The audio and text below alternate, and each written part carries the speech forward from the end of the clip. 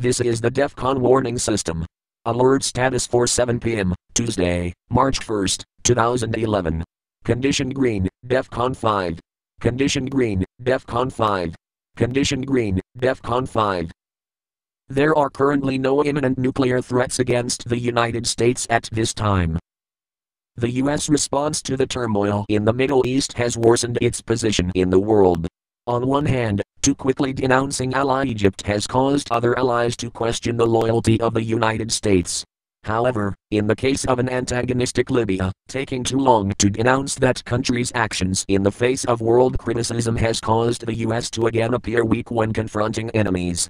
Regarding ally and enemy opinion, this is a case of the U.S. leadership doing everything wrong that is possible, and it is unlikely that there is anything the United States can do to repair its stance in the eyes of enemy nations short of a change in leadership.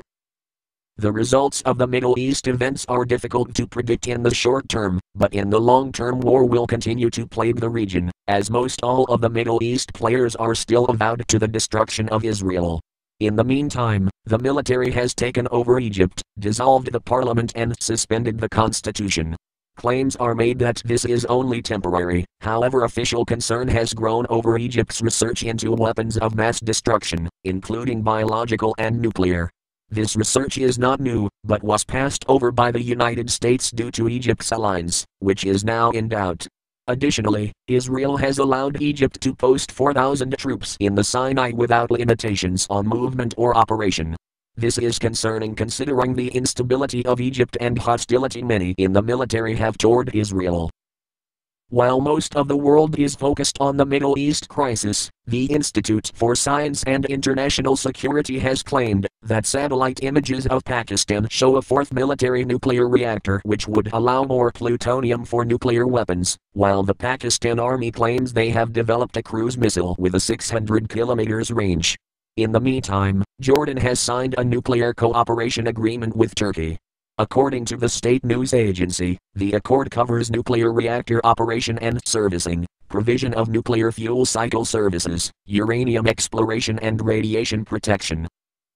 Iran continues to struggle with its nuclear program, as technical problems have forced Iran to remove fuel from the Bushehr nuclear plant, which some suspect are related to the recent computer virus attack on its systems. In the meantime, Iran continues to negotiate in secret with Zimbabwe for access to uranium for nuclear projects, as well as recently unveiling locally made satellites and mass-produced missiles. Iran now claims that it has dominion over the entrance to the Strait of Hormuz, and that Iran has sent 2 warships through the Suez Canal which will dock at Syria for a year, giving Iran a military presence in the area. The country does have problems, however, as it has taken forceful measures against its population to quell protests, but disaffection among some members of the Revolutionary Guard are beginning to show signs of a willingness to resort to sabotage and domestic terrorism in an attempt to topple the Ahmadinejad regime. Bilateral talks have broken down between North and South Korea, with each side claiming the other walked out, while South Korea and US have begun annual war games amid heightened tension between the two Koreas. Famine in North Korea is beginning to affect its military, with the country now soliciting food donations from its citizens to give to the military. It isn't known if the donations are voluntary or mandatory. Despite the famine problem, North Korea is building more tunnels in apparent preparation for a new nuclear test.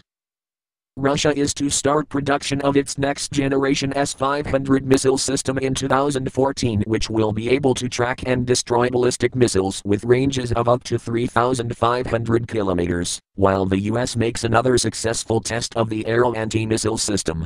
However, a part of the negotiations for the recent START treaty, the United States agreed to reveal to Russia England's nuclear secrets, including information about every Trident missile the U.S. supplies to Britain. The Defcon warning system is a private enterprise which monitors world events and assesses nuclear threats against the United States by national entities. It does not evaluate individual terrorist threats and does not report on them, except in cases of hard intelligence. The public should make their own evaluations and not rely on the Defcon warning system for any strategic planning. At all times, citizens are urged to learn what steps to take in the event of a nuclear attack. If this had been an actual attack, the Defcon warning system will give radiation readings for areas that are reported to it. Your readings will vary. This system serves the Kittle Falls area of Northeast Washington. Official news sources will have radiation readings for your area.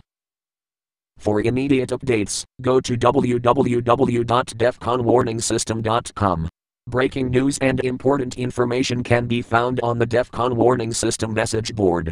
You may also subscribe to the YouTube channel Defcon Warning System, however YouTube updates may be delayed by several hours due to server load. The next scheduled update is 7 p.m. Pacific Time, April 2, 2011. Additional updates will be made as the situation warrants, with more frequent updates at higher alert levels. This concludes this broadcast of the Defcon Warning System.